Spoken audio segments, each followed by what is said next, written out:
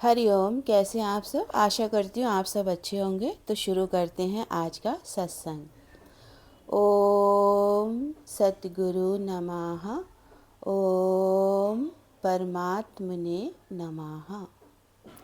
योग, जिसके लिए जो कर्म विधान है वह कर्म मुझे अर्पण कर देना चाहिए, तभी इन प्राणियों के कर्म रूप बीजों के महान अंकुर नष्ट हो सकते हैं। जिसके लिए जो कर्म विधान है वह कर्म मुझे अर्पण कर देना चाहिए। भगवान साफ साफ बोल रहे हैं कि आप जो भी कर्मों के विधान में अपने को बांधे हुए हो, कर्मों के विधान देखो संसारी नहीं। आज हम एक जरा सी सत्यनारायण की पूजा भी करवाते हैं। अब उस एक सत्यनारायण की पूजा करवाने के लिए, एक कथा कराने के लिए कितने कर्म हैं उसके पीछे। पहले मनुष्य सोचेगा, फिर दिन निकालेगा, फिर समय निकालेगा, फिर पंडित जी से पूछने जाएगा, फिर पंडित जी सारी लिस्ट बना के देंगे, फिर वो जा कर के लिस्ट देखेगा, फिर सामान लाएगा, व्यवस्था करेगा, घर की साफ सफाई करेगा, सबको कहेगा, रिश्तेदारों को जिन्हें बुलाना है उनको फ़ोन करेगा या संदेशा भिजवाएगा। उसके बाद फिर सारा का सारी तैयारी करेगा, पूरे भगवान का जो भी स्थान है वहाँ पर उन भगवान को स्थापित करेगा, उनकी साजो श्रृंगार करेगा। उसके बाद में जो प्रसाद होता है देखो उसकी भी तैयारी करेगा। अब करवा तो केवल एक कथा रहा है, पर उस एक कथा कराने के कर्म के पीछे देखो विधान कितना है ना, कितना प्रोसेस है उसके पीछे। उसके बाद फिर पंडित जी आएंगे, पंडित जी आने के बाद में फिर उनकी कथा होगी। चलो भाई, सब अच्छे से हो गया, सब प्रसाद वितरण भी सब अच्छे से हो गया, और अब जा कर के शांति ली। चलो, जो हमने सोचा था, बड़े दिनों से सोच रहे थे, चलो भाई हो गई कथा। तो माना इतना सब आपने कथा में सारा का सारा अरेंजमेंट किया, किसके लिए? केवल उस सत्यनारायण की पूजा के लिए, या आपने रामायण करवाई, या आपने भागवत करवाई, या आपने सत्संग कराया, आपने कुछ भी कराया। माना आपने शादी की, माना आपने ब्याह किया, माना आपने अपने बच्चे का मुंडन कराया, आपने अपने बच्चे का बर्थडे मनाया, मतलब आपने कोई भी ये कर्म किए जो संसार में होते। मैरिज एनिवर्सरी हो गई है ना, कितने कितने सारे संसार के आयोजन होते हैं। कभी विचार ये करके देखा कि आयोजन तो जरा सी देर का होता है, और उस जरा सी देर के लिए कर्म कितना करना पड़ता है। और जब वो कर्म हो जाता है तो मनुष्य शहंशाही और वाहवाही केवल अपने लिए करने की सोचता है कि मेरा काम बहुत अच्छे से हो गया, मैंने पूरे कार्य का प्रावधान, पूरे कार्यक्रम का आयोजन बड़ी अच्छी तरह से किया और मेरा सारा कार्य संपन्न हो गया। नाम भगवान का, कार्ड में नाम भगवान का लिखवाते हैं कि गणेश जी की कृपा से सारे काम शुभ हो जाए, है ना, भगवान की कृपा से सारे काम बन जाएं। पर भगवान का नाम तो लिखवाते हैं, भगवान के नाम से तो कर रहे हैं, लेकिन उसमें अपनी चाहना कितनी रहती है। अपना नाम गुम किया, माना भगवान का नाम तो लिखवाया, भगवान के नाम से तो आपने सब किया, लेकिन उसमें आपको ये फीलिंग आई कि भगवान मैं कुछ नहीं करता, जो कुछ करता है वो सब तू करता है।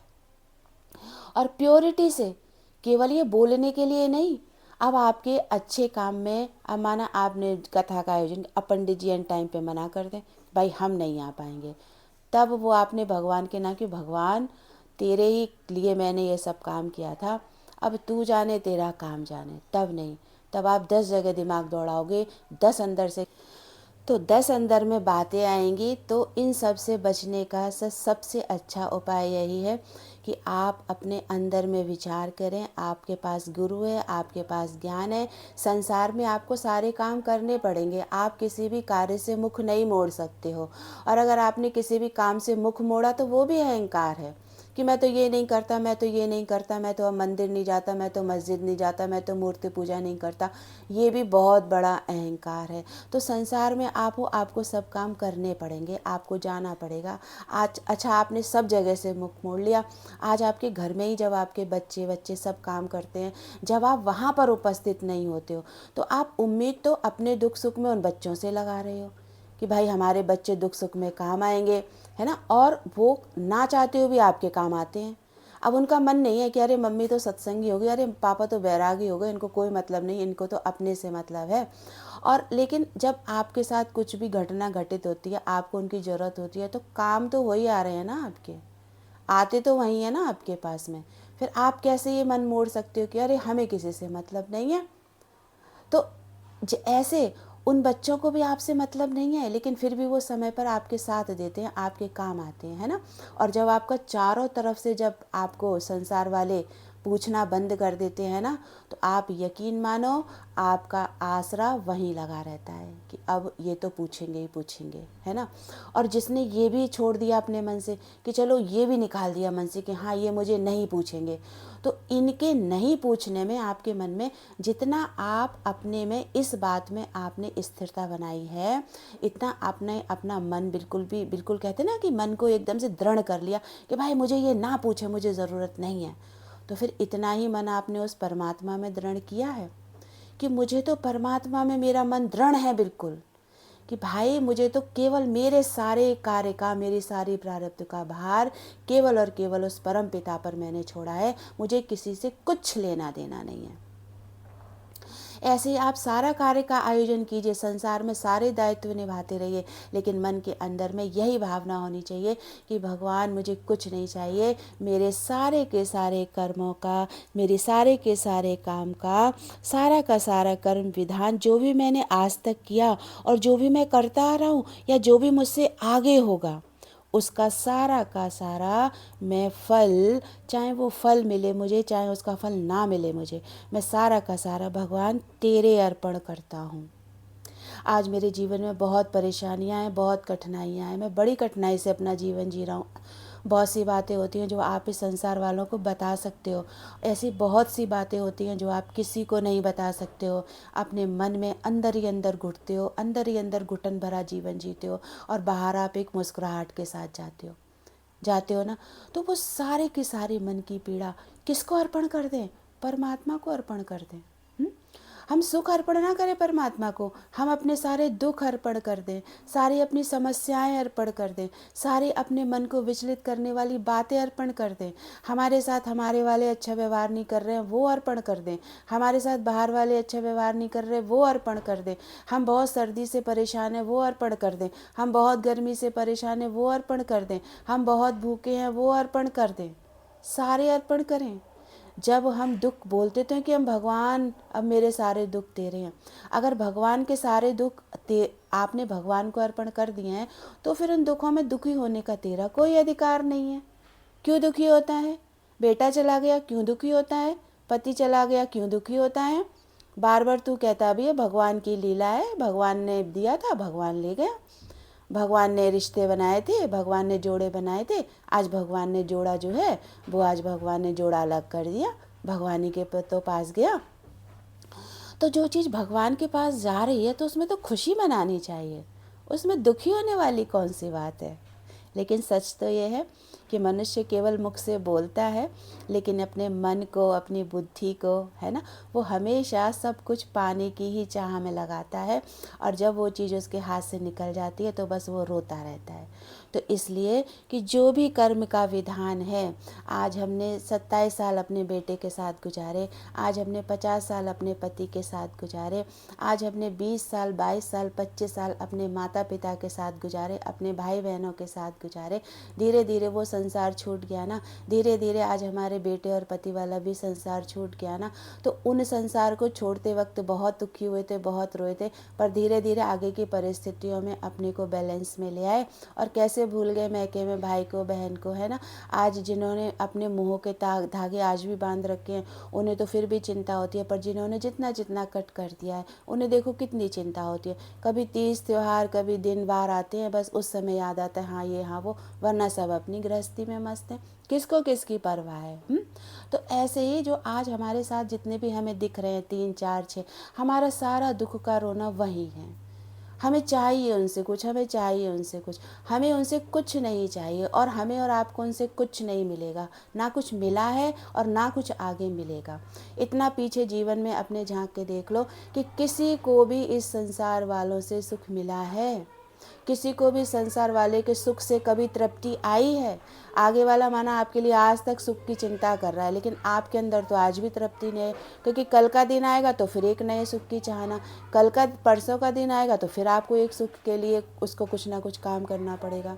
तो इस संसार में कभी भी किसी को भी सुख नहीं मिलता है, और इस संसार में कभी किसी को दुख भी नहीं मिलता है। जैसे सुख में मनुष्य आराम से घूमता फिरता है, मौज मनाता है, और दुख में मनुष्य दुखी होता है, रोता है, तड़पता है। दोनों ही तो काम हैं, और हमें इन दोनों ही कामों से ऊपर होना है। ना हमें सुख में ज़्यादा फल मुस्कुराते और अपने को सुख जब हमारे जीवन में आता है तो हमको अहंकार में हम घूमते हैं, है ना तो हमें इस सुख में फूल फूल के घूमना है, और ना हमें इस दुख में दुखी हो के घूमना है, क्योंकि दोनों से हमारा कोई लेना देना ही। एक टाइम पर सुख भी चला जाता है और एक टाइम पर दुख भी चला जाता है। तो ना सुख है ना दुख है, इस संसार में केवल मनुष्य को जीने की कला सिखाई जाती है कि देख, दुख में भी जीने की कला सीख और सुख में भी जीने की कला सीख। संसार में इस कला को कोई नहीं सीख सकता, लेकिन जिनको गुरु मिला है, जिनको ज्ञान मिला है, वो इस कला को सीखते ही नहीं, वो इस कला में निपुणता हासिल करते हैं, निपुण हो जाते हैं। उनके पास लाख दुख आए तो भी वो आपको हंसते मुस्कुराते हुए दिखाई देंगे, और उनके पास लाख सुख आ जाए तो भी वो हंसते मुस्कुराते दिखाई देंगे। ना उनके मन में, उनके भाव से आपको दुख में वो दुखी प्रतीत होंगे, और ना सुख में वो आपको सुखी प्रतीत होंगे। बल्कि उनके दुख में आकर के कोई चार लोग आएंगे ना उनका दुख में दुख जाहिर करने के लिए, तो उनको उस चीज़ से बिल्कुल एलर्जी हो जाती है। ये क्यों मेरे दुख में मुझे दुख याद दिलाने के लिए आते, मैं तो भूला बैठा हूँ। और ऐसे सुख में जब आपकी कोई वाह वाह प्रशंसा करता है तो भी उसको अंदर में आता है, अरे ये क्या मेरे सुख की वाह वाह प्रशंसा कर रहे हैं, मुझे तो इस सुख में सुख मिल ही नहीं रहा है, मेरा तो मन आनंदित हो ही नहीं रहा है। क्यों? क्योंकि ये सुख तो सुख दुख लाइफ का पार्ट है। उसका तो आनंद आता है केवल उस हरि नाम की चर्चा से। उस योगी का मन तो प्रफुल्लित होता है केवल उस परमात्मा के ध्यान में, उस परमात्मा के ज्ञान में, उस परमात्मा के प्रेम में। और वो दुख के जीवन उसे बहुत अच्छे लगते हैं, कम से कम वो अकेला होकर के उस दुख में उस परमात्मा को तार से तार दिल की मिला के याद तो कर सकता है। सुख में तो वो तार से तार मिला करके बड़ा ही मुश्किल है। ये तो उच्च कोटि के जो योगी हो जाते हैं उनकी सुख में तार से तार जुड़ती है परमात्मा से, नहीं तो हर एक की तार टूट जाती है। चार सुख वाले आएंगे ना, उन्हीं की खातिरी खुशामद में लग जाएगा, है ना। सोचो अगर हमारे यहाँ चार दुख में आए और वो हमारे पास आके कहें, अरे तुम्हें तो बहुत दुख है, तुम तो भाई तुम्हारा तो काम ही है दुखी होना, तुम्हारे जीवन में तो दुख ही दुख भरे पड़े हैं, कभी तुम बेटे से दुखी, कभी तुम पति से दुखी, है ना। अब भाई हम कब तक तुम्हारे दुख में आएंगे, चलो फिर भी आ जाते हैं, हमें समय नहीं था, हमें बिल्कुल भी टाइम नहीं था, पर फिर भी हम तुम्हारे ना दुख में आ गए, तुम्हारे दुख में, तुम्हारे दुखों में सांत्वना देने के लिए। अब क्या करें? आपको अच्छे लगेंगे ऐसे लोग आएंगे? तो नहीं अच्छे लगेंगे। और यही लोग सुख में आते हैं, अरे आप तो भाई बहुत अच्छा, तुम्हारा लड़की की शादी हो गई, अरे भाई बहुत अच्छा आप आयोजन किया, अरे भाई बड़ी अच्छी डेकोरेट, अरे भाई बहुत अच्छा खाना है, अरे हमारे वहाँ भी प्रोग्राम था, वहाँ भी फंक्शन था, पर बस हम आ गए टाइम निकाल के कि नहीं नहीं भाई आज तो शादी ब्याह में जाना ही चाहिए, इसलिए हम आ गए।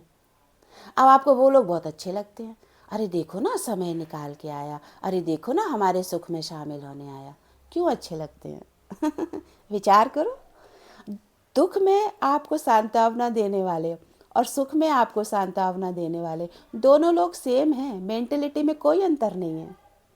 आज वो सुख में ऐसे साथ देने हैं, दुख में भी वो ऐसे ही साथ देने आएंगे, तो दोनों से प्रीत क्या करनी है? ये तो है ही ऐसे, संसार तो ऐसा ही है और ऐसे ही चलेगा। ऐसे ही चलेगा ये संसार। पर आपको ये समझना है कि इस संसार के ऐसे ही चलने में मुझे कैसा चलना है। तो मैं अपने सारे कार्यों का भार किसको सौंप दूंगा? परमात्मा को सौंप दूंगा, और सारे के सारे अपने कर्मों के विधान व कर्म मुझे अर्पण कर देना चाहिए। यानी कि सारे के सारे कर्म करते हुए उन सारे कर्मों का फल, सारे कर्मों के लिए किया गया आपका कार्य सब परमात्मा को अर्पण कर देना चाहिए। तभी इन प्राणियों के कर्म रूप चीज़ों के महान अंकुर नष्ट हो जाते हैं।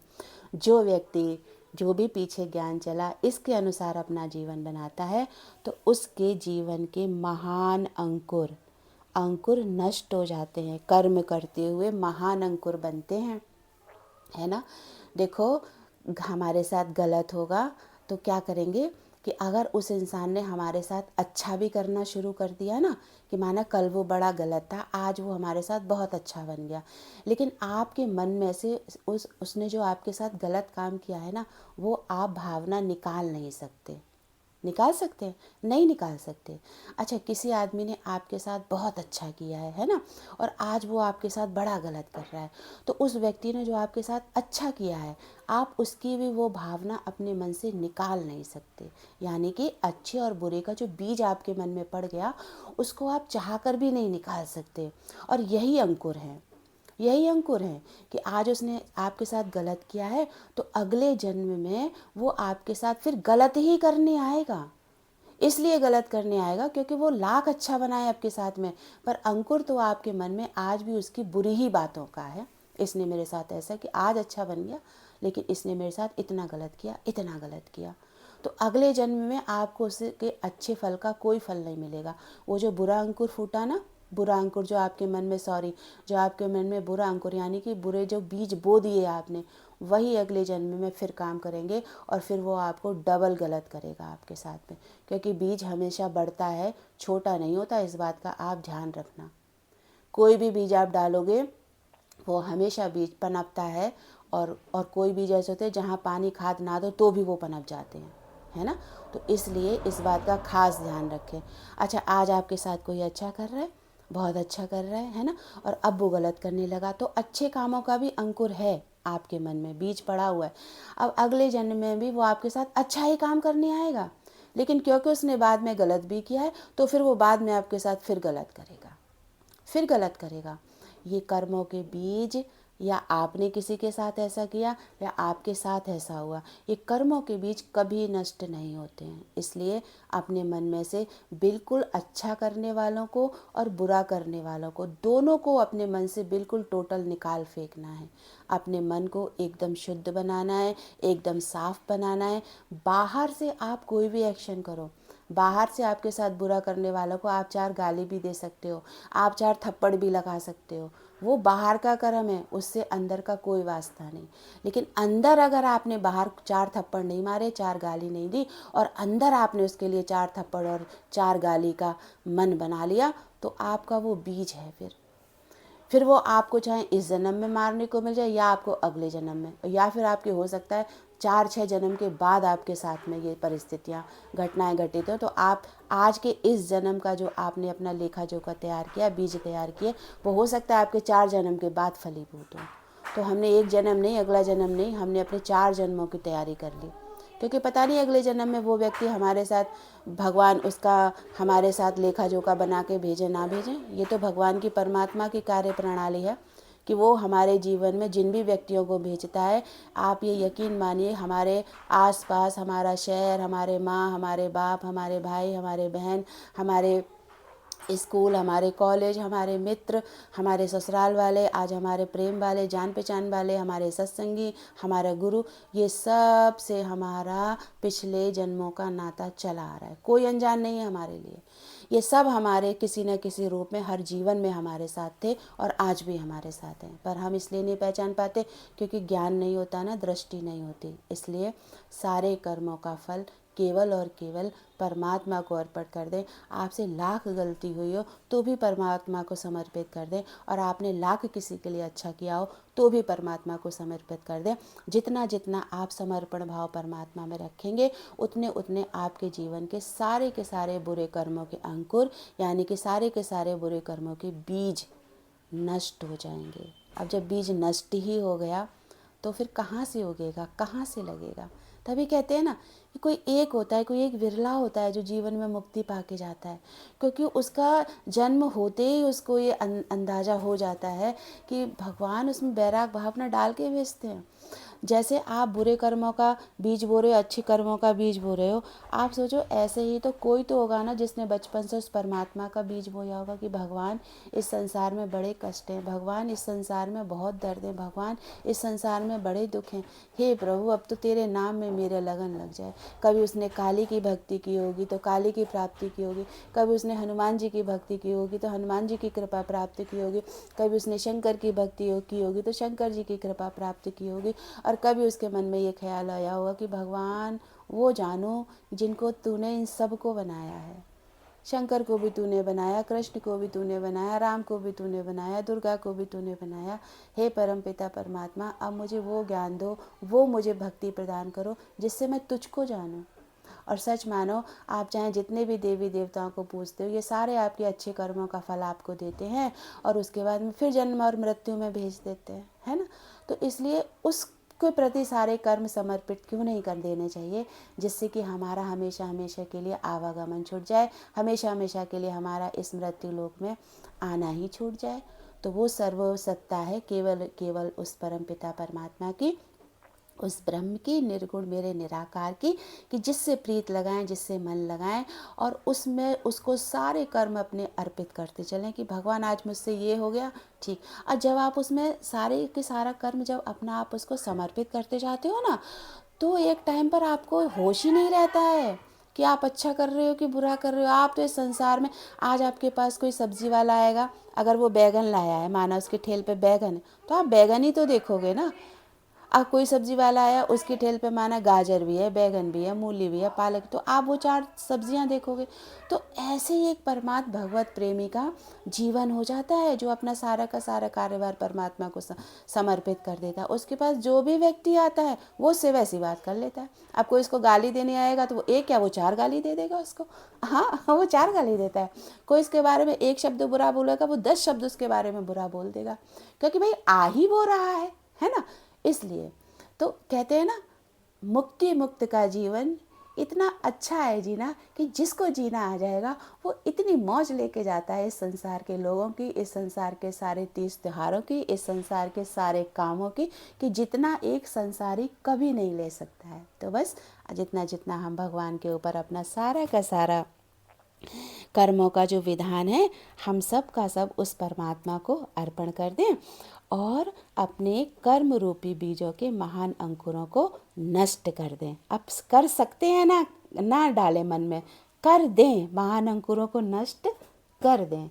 तो ऐसा नशा है इस भगवत प्रेम का। वैसे तो नशे अनेक हैं, पर ये नशा कुछ और है।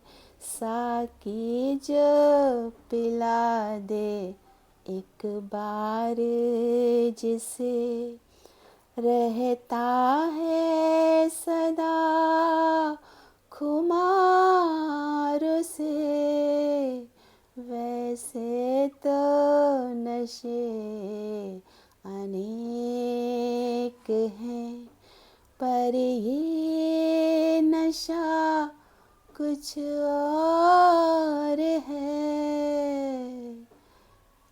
बहुत नशे हैं संसार के, लेकिन परमात्म भक्ति का, परमात्म प्रेम का नशा ऐसा निराला है कि जितना जितना आप इसको अपने जीवन में मानते चले जाएंगे और अपनी श्वास, अपनी मन, अपनी बुद्धि उस परमात्मा से ही योग जोड़ते चले जाएंगे, फिर आप इस अनोखे नशे का मज़ा चखेंगे।